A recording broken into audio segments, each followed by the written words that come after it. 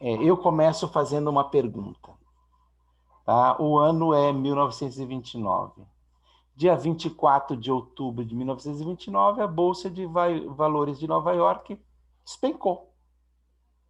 Né? Foi a 43 pontos, depois de uma longa década aí de prosperidade, né? De euforia, de muita compra, de muito consumo. O que acontece? A Bolsa de Valores, um belo dia, numa quinta-feira, dia 24 de outubro, ela despencou. Por quê?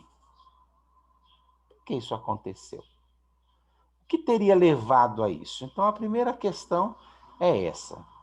Para a gente entender isso, nós vamos começar falando sobre um período anterior, né? Vamos ver o contexto anterior.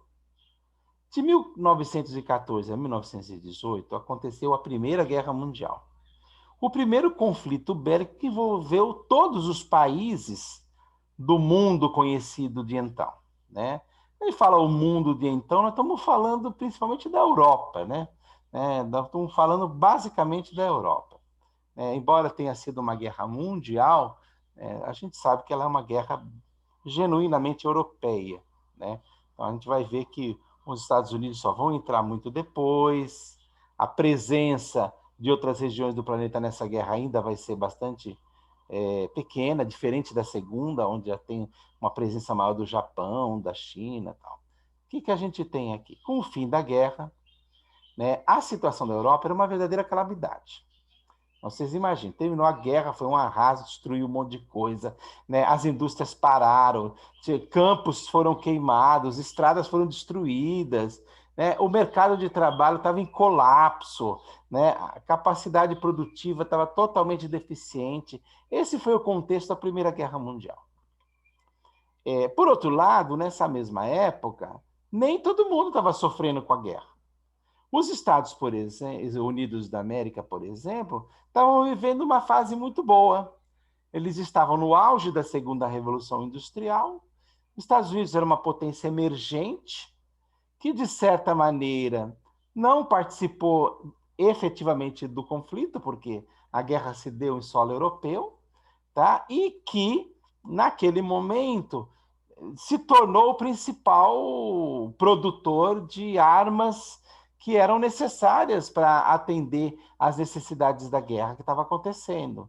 Então, o que está acontecendo? Por um lado, você tem a guerra que afligiu tremendamente a Europa. Por outro lado, você tem os Estados Unidos, de certa maneira, se beneficiando da guerra, né? Porque, afinal de contas, né, tem um, um consumidor aí que está consumindo os produtos que estão sendo vendidos, que estão sendo colocados no mercado, tá? E que isso vai fazendo com que os Estados Unidos se deem bem nessa situação, pelo menos num primeiro momento. Ora, ao mesmo tempo, nós estamos falando de um período, esse período aí, que vai antes dos anos 20, aí dá o período dos anos 20 principalmente, em que a economia americana ela vai muito bem, obrigada, né? Tão bem ela vai que há uma certa euforia, né? Até uma propaganda com uma estratégia que vincula o bem-estar das pessoas com o poder de compra. Era o período do chamado modo americano de viver. Vocês estão vendo aquele cartaz ali, é um cartaz muito clássico, né, desse período que mostra uma família com um carro passeando, né? Vocês olham essa imagem do lado direito, então vocês estão vendo, né, três jovens e aí todos os bens da época, bens de consumo, de massa, e o rádio, e ali você tem, né, roupas, você tem um consumo crescente, né, da sociedade ali, na sociedade americana. Ora, esse consumo crescente de um lado, com o consumo dos produtos enviados para a Europa em função da guerra que destruiu a capacidade de produção lá, vão produzir nos Estados Unidos uma superprodução. O que vai acontecer? Lá pelos anos 20, nós vamos ter uma produção extraordinária de produtos nos Estados Unidos da América. Só que aí vai acontecer o seguinte, a guerra acaba, com o tempo os países vão começando a se recuperar, na medida em que esses países vão se recuperando, eles param de comprar dos Estados Unidos, porque eles começam a novamente produzir aquilo que antes eles estavam importando. Então, isso vai fazer com que haja a seguinte situação. Você tem uma produção, mas você não tem quem vai comprar essa produção. A mesma coisa acontece no mercado interno, que chega uma hora que o mercado interno está saturado, todo mundo já comprou a sua televisão, todo mundo já comprou o seu rádio, o seu... televisão não existia nessa época, né? Mas o rádio, os bens de consumo, as pessoas já estão saturadas dos produtos que estão à disposição. Então, o que vai acontecer? De um lado, você não tem para quem vender dentro do país, porque internamente o mercado interno já está saturado de mercadoria. De outro lado, também não tem para quem vender para fora, porque, né, os países que passaram pela guerra se recuperaram e já não precisam comprar dos Estados Unidos. Só que a produção das fábricas continua a todo vapor. Então, produz-se muito, mas não tem quem vai comprar aquele produto. Então, isso gera aquilo que a gente é chamado de a Bom, superprodução. Né? professor, foi a mesma coisa que aconteceu com o café, né?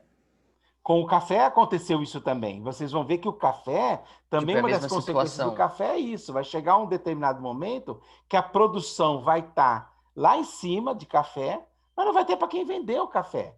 Né? Isso vai acontecer, e vocês vão ver aqui na sequência, justamente por quê? Porque o principal comprador do café era os Estados Unidos. A mesma coisa que os Estados Unidos amargaram lá atrás, depois o Brasil vai amargar. Porque quando os Estados Unidos, que é o principal comprador de café, para de comprar café do Brasil ou diminui drasticamente as compras de café, isso vai trazer um problema para o Brasil. Bom, mas nós vamos chegar lá. Vamos pensar aqui. Então, essa superprodução toda, ela vai atingir todos os níveis da produção. Vai chegar uma hora em que as empresas vão à falência, porque elas produzem muito, mas não tem para quem vender, né? E elas continuam naquele ritmo. Então, as empresas vão entrar à falência. Os bancos, por sua vez, vão começar a encerrar suas atividades. As empresas também entrando à falência, o índice de desemprego começa a crescer, bate recorde histórico. Resultado, toda essa crise vai atingindo todos os setores da economia e vai atingir também a Bolsa de Valores. Aí o que tem a Bolsa de Valores aí de tão importante para a gente entender um pouco essa história? Eu deixei lá para vocês, se vocês quiserem depois dar uma olhada, um vídeo, né, entre os vídeos que eu deixei lá no blog para vocês assistirem, tem um que está muito interessante, que ele fala o seguinte, nessa época, não existia ainda isso que a gente chama de previdência privada, ou previdência, né, social. Então, o que acontece? Não tinha seguro-desemprego, por exemplo. Então, qual que era a maneira que as pessoas tinham de se antecipar a problemas futuros? Fazendo uma poupança. Qual que era o instrumento de poupança que estava disponível para as pessoas naquela época que estava gerando dividendos muito interessantes porque as empresas iam muito bem? Era a Bolsa. As pessoas investiam em ações na Bolsa. Ora, na medida em que a economia vai bem, a Bolsa vai bem também. Mas aí começa, empresário vai à falência, o cara fica desempregado, o banco encerra a atividade, a circulação de mercadorias não está mais acontecendo. O que vai acontecer? Todo mundo vai lá e começa a buscar o dinheiro de volta. Eu vou lá pegar o meu dinheiro, a minha reservinha, para resolver esse problema. Ora, mas na medida que todo mundo sai comprando ou vendendo, vende as suas ações, isso da noite para o dia, o que acontece? O preço das ações começa a despencar. E aí o que vai acontecer? Em 24 de outubro, era uma quinta-feira, tá? A Bolsa entrou em colapso total. Né? Atingiu... Então, assim, a crise que começou nas fábricas, que começou no trabalho, que começou em vários setores da economia, vai atingir a Bolsa também. Quando atinge a Bolsa, atingiu todo mundo. A crise está em todos os campos da economia. Tá?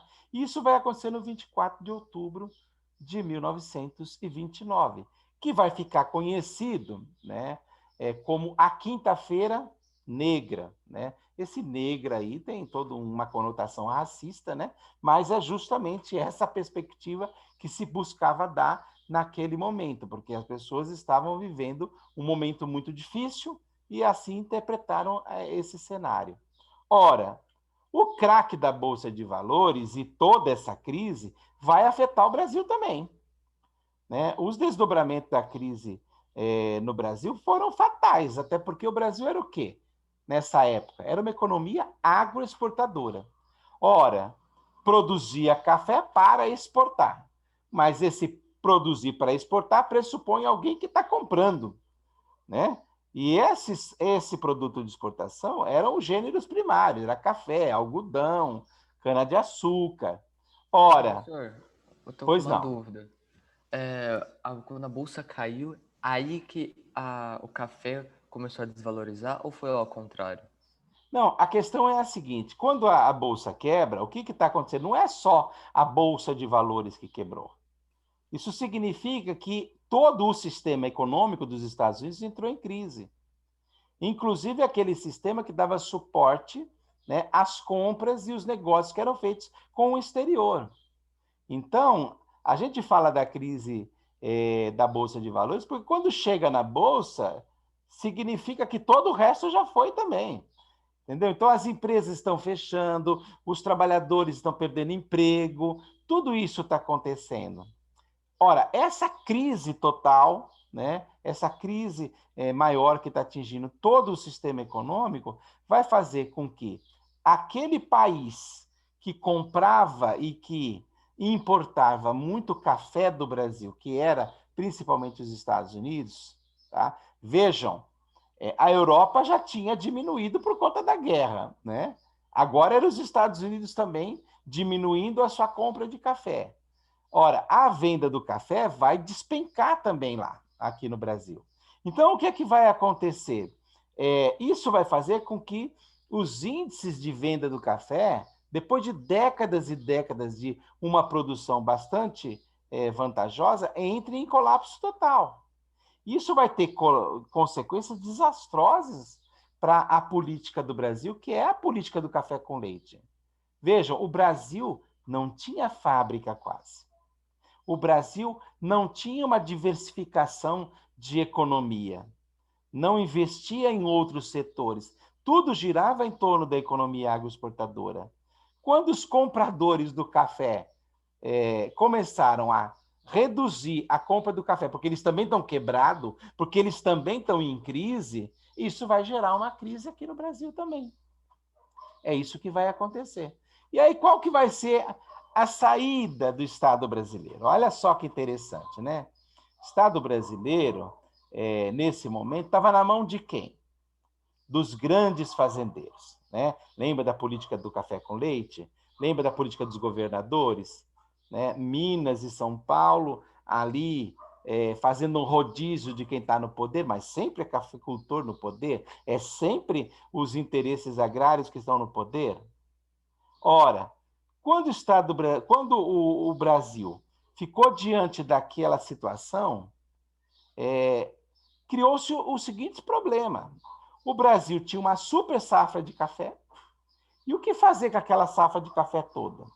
Se põe ela no mercado todo, o preço do café despenca de vez. Não tem jeito. Né? Ele vai virar pó. Né? E aí a economia vai à bancarrota. Se não põe aquele café todo no mercado, faz o que com o café? A solução, queima. Vamos queimar. Mas como assim queimar? Qual a estratégia para queimar?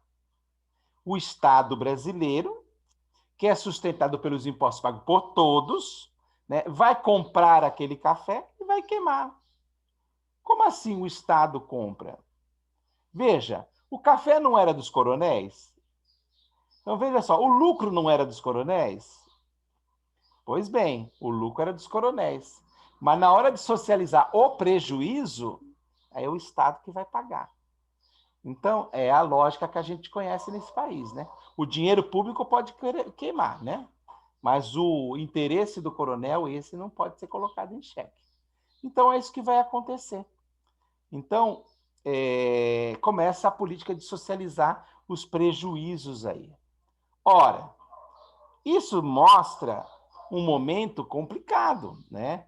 Ou seja, a crise de 1929, ela foi um tiro a queima-roupa nessa política das oligarquias.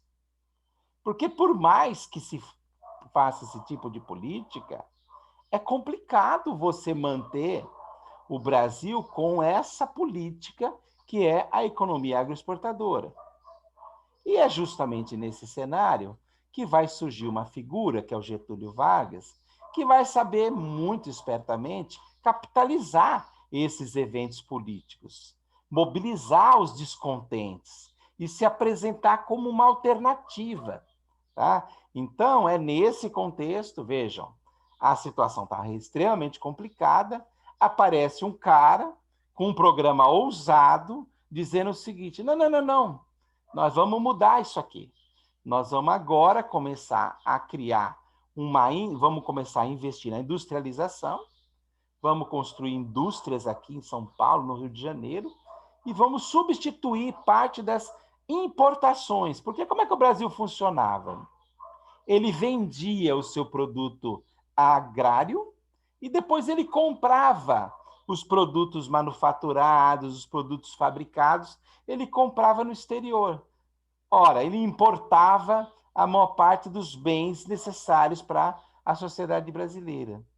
O que é a sacada do Getúlio Vargas? Ele vai dizer o seguinte: não, agora é o momento da gente criar indústrias no Brasil para substituir as importações. Vamos produzir aqui no Brasil mesmo uma indústria nacional que seja capaz de suprir essas necessidades, e aí a gente vai substituir essas importações, né, por produtos nacionais. Então, é nesse cenário que ele encontra um cenário favorável para, apoiado pela burguesia industrial, que tinha interesse, né? A burguesia industrial mais ligada a essa elite das fábricas, da produção, tá? Os trabalhadores urbanos, que estão desesperados porque não têm emprego e querem melhores condições de emprego e de salário, e aí ele vai aproveitar esse momento, e as elites também, as elites agrárias, também estão divididas, porque ninguém sabe mais para onde correr, né? E isso divide, as elites estão rachadas. Alguns concordam com Vargas, outros não concordam com Vargas. Alguns apoiam Vargas, outros não apoiam Vargas. E aí ele se aproveita da situação, né? E é nesse cenário que ele vai dar o golpe de 1930. Agora, por que precisava de um golpe em 1930? Vejam bem, a economia agroexportadora, ela sustentava uma elite agrária. Essa elite agrária, né, esses oligarcas, essas oligarquias agrárias, elas controlavam o poder, né? Principalmente São Paulo. Acontece que, apesar de toda essa situação que está acontecendo, por conta da crise que foi colocada, que já começa a atingir o Brasil, apesar disso, o Washington Luiz insistiu num candidato que era um candidato de São Paulo, que era Júlio Prestes. E vocês sabem que as eleições naquele tempo eram lá daquele jeito, né? Voto de cabresto, curral eleitoral, era naquele esquema. Ora, o Júlio Prestes, evidentemente, ganhou as eleições, muito embora o Getúlio Vargas tenha tido mais de 800 mil votos. Então, ele também foi muito bem votado. Ora, mas ele não aceita o resultado e, no dia 24 de outubro, olha que coincidência, exatamente um ano depois do dia em que aconteceu a crise de 1929, lembre que a quinta-feira, a dita Quinta-feira Negra, foi em 24 de outubro de 1929. Pois bem, exatamente um ano depois, no dia 24 de outubro de 1930, né, chega o Getúlio Vargas, né, coloca lá o seu cavalo ali no cadete e ocupa o Planalto, ocupa o poder, né? Ocupa ali o Palácio do Cadete, na época a capital do Brasil era o Rio de Janeiro, e assim começa uma nova era. Bom, então vejam que existe uma imbricação entre os acontecimentos que estão circulando no mundo e os impactos que tem no Brasil, ok? Bom, agora vamos voltar aos Estados Unidos e vamos ver como é que fica. E aí? Como é que está os Estados Unidos nessa situação? Bom, com a crise, vocês sabem que o caos social tomou conta dos Estados Unidos. Um desespero total. Desemprego, famílias empobrecidas, aí o pessoal entra no alcoolismo. Nessa época também vigorava a chamada lei seca, então houve uma redução drástica, era proibido vender bebidas de álcool e tudo mais. Aí o que acontece? Surge a máfia, né? Eu até pus o filme ali, o desenho do Poderoso Chefão, que é um filme famoso que mostra um pouco essa coisa da máfia, né? E vai se desenvolver em função disso, porque tem um comércio, esse comércio de bebida é ilegal, né? Porque o comércio legal é proibido pela lei seca e esse comércio ilegal vai sendo feito por gangsters que vão se favorecendo. E assim, essas máfias vão crescendo, né, em função disso. Enfim, os Estados Unidos nesse período estão vivendo diante de um caos, mesmo que foi produzido pela crise de 1929, e essa crise também vai trazer crise para o resto do mundo. Na Europa, por exemplo, foi desastroso as consequências da crise de 1929. Para vocês terem uma ideia, a hiperinflação ela corroeu terrivelmente o poder de compra da moeda alemã. Essa é uma das coisas que deu origem e facilitou, né, o desenvolvimento do chamado Partido Nazista. Surge lá um salvador da pátria, né, que é o Adolf Hitler, com todo um discurso culpabilizando, né, uma parcela do que são os estrangeiros pelo que eles estão vivendo, né, é uma coisa que a gente conhece de tempos em tempos, e isso vai fortalecer o Partido Nazista na Alemanha. Mas lá na frente nós vamos ver que esse fortalecimento vai ser uma dor de cabeça para o mundo, né? Porque esse cara lá na frente, né, junto com as elites alemãs que desenvolvem essa perspectiva aí, vão acabar produzindo uma situação que vai levar à Segunda Guerra Mundial. Ou seja, o mundo está em crise em função dessa situação.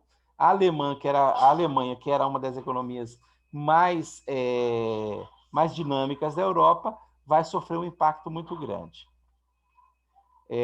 Ou seja, todo aquele modo de organização de um pensamento que sustenta o capitalismo, chamado liberalismo, vai cair por terra. Porque qual que é a lógica do liberalismo? Deixa o mercado correr sozinho, não tem que regulamentar nada, né? Deixa que as coisas vão se ajeitando por si só. É a mão invisível do mercado que vai organizar as coisas e aí o preço justo vai se dar, as coisas vão se ajeitar.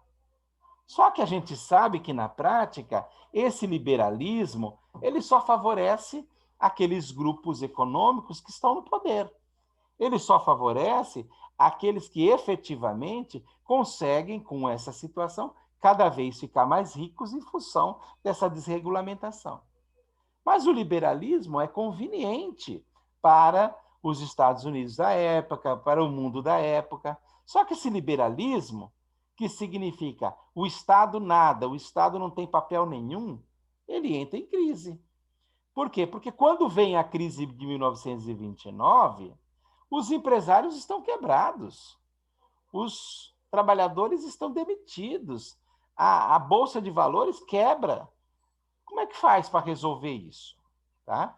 E é justamente nesse contexto que surge, né, no cenário, as ideias de Keynes. O Keynes era um economista que ele trazia uma proposta diferente. Ele dizia o seguinte, né, o intervencionismo do Estado, a intervenção do Estado, é a única saída para esse caos aí, não tem jeito. Não tem nenhuma outra instituição que consiga dar conta desse caos que não o Estado. Ele defendia isso, mas até então ele era o patinho feio das faculdades de economia, porque os pensadores estavam a serviço do liberalismo econômico, que era a grande, né, a grande tese que organizava o funcionamento do capitalismo no mundo. E o Keynes estava dizendo uma coisa que se contrapunha a isso. Quando o capitalismo entrou em crise, tá? Então as pessoas falaram, peraí, vamos ver o que dizia o tal do Keynes lá, né? Vamos ver se ele estava certo. E é justamente aí, né, que o Keynes vai entrar como uma alternativa. Né? Os Estados Unidos vão eleger o presidente Franklin Delano Roosevelt, né? Isso em 1931, já no contexto dessa crise. O Roosevelt, apoiado no keynesianismo, vocês estão vendo ali uma foto que tem os dois até conversando, é uma foto meio histórica, ele vai desenvolver um conjunto de políticas que ficou conhecida como o New Deal, ou o novo ajuste, o novo acordo. Né? E qual que é o objetivo dessas políticas? É tentar ver de que jeito vamos revigorar o mercado consumidor, como é que a gente acelera a geração de emprego, vamos começar um conjunto de medidas econômicas aí para que, a partir da intervenção do Estado da economia, a gente tente salvar o que sobrou do capitalismo. Mais ou menos o que está acontecendo hoje no mundo, né, gente? Então, é só a gente dar uma olhada no que aconteceu nos Estados Unidos. John Biden, né, o novo presidente dos Estados Unidos, está fazendo dois pacotes bilionários, né? Aliás, trilionários, né, para colocar dinheiro em certos setores para tentar salvar os Estados Unidos diante da pandemia. Então, começa a haver investimentos em várias áreas. Então, auxílio emergencial e seguro-desemprego. Né? Então, tem uma série de medidas que estão sendo tomadas para salvar, né, diante da crise. Né? A mesma coisa, hoje, uma crise sanitária. Aconteceu naquela época. Né? Diante de um contexto extremamente complicado, né? Não, o New Deal vai vir como um conjunto de medidas econômicas aí, né, pensadas a partir dessa lógica de intervenção keynesiana do Estado na economia, tá? Para tentar dar uma resposta para o sistema e salvar a economia americana. O governo vai investir em obras públicas, vai investir em previdência social, tudo aquilo que ele não fazia. Né? E vai colocar créditos nos bancos, créditos para salvar e emprestar dinheiro para os bancos, emprestar dinheiro para as empresas. Então, ele vai socorrer as empresas, ele vai socorrer trabalhadores com seguro-desemprego, enfim. Com o tempo, né, a Bolsa de Valores de Nova York voltou a funcionar, também por meio de auxílios estatais, começa a investir na Bolsa também. Essas obras públicas começam a ter impacto, porque elas geram emprego, as pessoas empregadas começam a comprar, as pessoas voltando a comprar, então a situação começa a melhorar. Quando as pessoas que eram inativas começam a ter previdência social, a chamada aposentadoria, então isso também gera riqueza, isso também gera circulação de mercadoria, que as pessoas compram, as pessoas vendem. Então, esse conjunto de políticas, ele vai modificar a situação lá nos Estados Unidos. Com o tempo, ele vai resolver os problemas. E aqui? O que está acontecendo aqui no Brasil nessa época? Teve a Revolução de 1930, Getúlio Vargas, ele era apoiado por 3 forças políticas, os trabalhadores urbanos, de uma forma geral, né? Porque, afinal de contas, né, eles não estavam vinculados aos interesses, né, como estavam lá, dos seus compadres, né, dos seus padrinhos, como acontecia na República do Favor. Né? As camadas médias urbanas que vão surgindo ali, né, com os setores ali de uma classe média que vai surgindo. Também a burguesia industrial, porque ela tem interesse nesses negócios. Então, o que vai acontecer? Com o apoio dessas forças políticas, né, e com a divisão das elites, né, porque as elites agrárias também estão divididas. Tem alguns que só investem no café, mas tem outras que parte dos dividendos eram investidos nas fábricas também, que acreditavam na diversificação da economia. Então, isso também vai fazer com que o Brasil também vá mudando a cara a partir da Revolução de 1930, porque esses outros grupos sociais começam a ser favorecidos. Tá? Vargas cria também um sindicalismo. Assim, uma coisa também interessante, tanto nos Estados Unidos do New Deal, como no Brasil dessa era, há um fortalecimento do sindicalismo. Por quê? Porque há um entendimento de que a melhor maneira de você recuperar as condições sociais da época é justamente você gerar riqueza e gerar dividendos nas mãos de quem compra, né? De quem faz ali o uso, de quem faz as compras ali do mercado interno e revigora o mercado interno, e aí precisa de dinheiro nas mãos dos trabalhadores. E o sindicalismo, de certa maneira, fortalece isso, porque fortalece, né, o papel dos trabalhadores, fortalece os salários, então isso também vai ser valorizado. Só que o Vargas, muito esperto, ele cria um sindicalismo atrelado ao Estado, né? Então ele fortalece o sindicalismo, mas ao mesmo tempo ele dá um jeito de amarrar esse sindicato ao Estado brasileiro. Ele cria um partido próprio, é aí que nasce o PTB, um partido político trabalhista, né, que vai dar sustentação eleitoral, porque ele sabe, né, que nas próximas eleições ele precisa garantir, né, o seu poder, principalmente a partir de 1950, porque nesse primeiro período você vai ter um longo período de ditadura civil, mas logo depois vai vir aí a criação de um partido que vai ser formado para ter sustentação para esse novo modelo. E também ele começa a disputar a base operária com a esquerda, né? Porque, afinal de contas, se ele não cria políticas trabalhistas e se ele não disputa com a esquerda vai crescer num processo como esse, em que a situação cada vez mais ela desfavorece os trabalhadores, e os trabalhadores, evidente, nas eleições, vão procurar aqueles que lhes favorecem. Tá?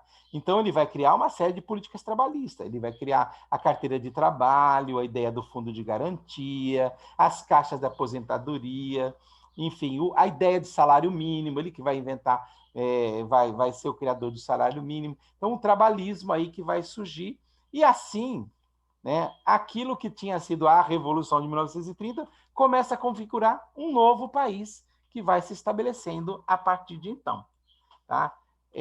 Bom, em linhas gerais, esses são os assuntos que eu queria trabalhar hoje. Então, vocês percebem que há, né, um processo muito profundo de transformações que está acontecendo, né, e que tem impacto. Né? Os países, o que acontece num país impacta o que acontece no outro e assim por diante. Bom, era esse o assunto que eu tinha para desenvolver hoje. Agradeço a presença de vocês